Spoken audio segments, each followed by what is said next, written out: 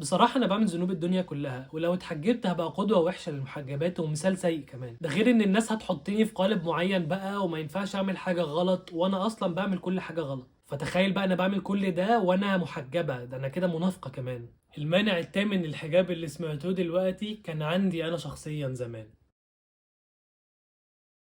زي ما قلت لكم انا شخصيا كان عندي نفس الافكار دي زمان. انا طول عمري اسيب دقني شويه، احلقها شويه، اظبطها شويه واقصرها شويه، لحد من 5 سنين بالظبط كنت عايز اسيبها واطلقها خالص. وكان القرار صعب جدا عليا لاسباب كتير، وسبب رئيسي منهم ان ده مش انا سيف بتاع الهلس والهزار والسفر، سيف بقى الشاب الحليوه والطاقه بقى وبتاع، وعندي الذنوب والمشاكل اللي قد كده والمعاصي والبلاوي اللي قد كده. دقني دي هتخلي كل الناس تشوفني شيخ وتقول لي شيخ وتقف لي بالمرصاد لكل حاجه بعملها، وهفقد نفسي. اللي هو لو حد شافني بعمل حاجه غلط، ايه يا شيخ سيف مش عامل لنا فيها شيخ برضو؟ انا كنت خايف من كل ده. ربنا من عليا واخدت الخطوه دي من 4 سنين تقريبا، والموضوع كان صعب في بدايته. لحد ما في مره كنت ماشي في شارع بيتنا، وواحد جارنا والله ولا اعرفه ولا يعرفني، يا دوبك سلام عليكم وعليكم السلام، معرفه سطحيه جدا، راح وقفني وقال لي ايه ده؟ قلت له اهو بقى. قال لي مربيها ليه؟ قلت له بحب النبي صلى الله عليه وسلم، وده كان شكله بس مش اكتر. قال لي ما تخافش، انت فاكر ان انت اللي هتربي دقنك، بس دقنك هي اللي هتربيك.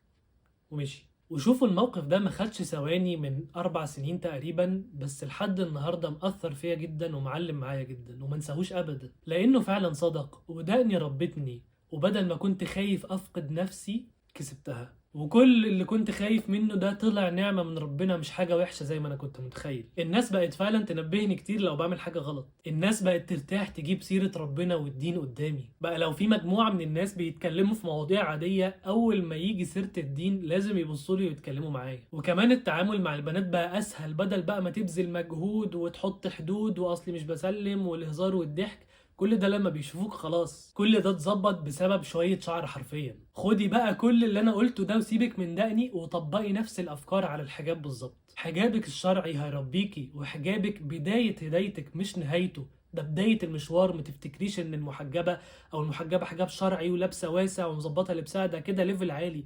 دي بداية هدايتك ان شاء الله. حجابك رسالة لكل انسان يشوفك انت مسلمة معتزة باسلامك. كفاية حيرة بقى مش عارفين نفرق بين المسلمة من اللي مش مسلمة. ما انت لو اتحجبتي خلاص هيتعرف انك مسلمة. اعتزي باسلامك واظهري اسلامك. جه في دماغي دلوقتي لو شفنا واحدة ميتة في الشارع مش محجبة، مش هنعرف دي مسلمة ولا مش مسلمة. غير بقى لازم نتطقص بقى ونشوف المحفظة والبطاقة ونكلم حد عشان نعرف. لكن لو هي بحجابها فهي مسلمة، ويا جماعة يلا مقابر المسلمين والله يرحمها رسالة لكل واحد. فالحجاب مش مجرد حتة قماشة، الحجاب رسالة، الحجاب مبدأ، وإن شاء الله الحجاب هيغير في حياتك كلها. ونسيت أقولك، قرار دقني كان من أحسن القرارات اللي خدتها في حياتي، وكذلك هيكون حجابك بإذن الله. بس كده، لو عندك اي سؤال سيبيه تحت في الكومنتات وهرد عليكي، او لو عندك سؤال خاص مش عام سيبي كومنت عندي سؤال وحد من فريقنا تتواصل معاكي. ولو حابه تخشي جروب دعم على تليجرام بنتكلم فيها الحجاب فسيبي كومنت برضه هندخلك فيه. وبس كده، ما تنسوش تعملوا سبسكرايب لو بتتفرجوا على يوتيوب، لايك على فيسبوك وفولو على انستجرام، وما تنسوش تعملوا شير عشان غيركم يستفيد. واشوفكم الفيديو الجاي ان شاء الله. سلام.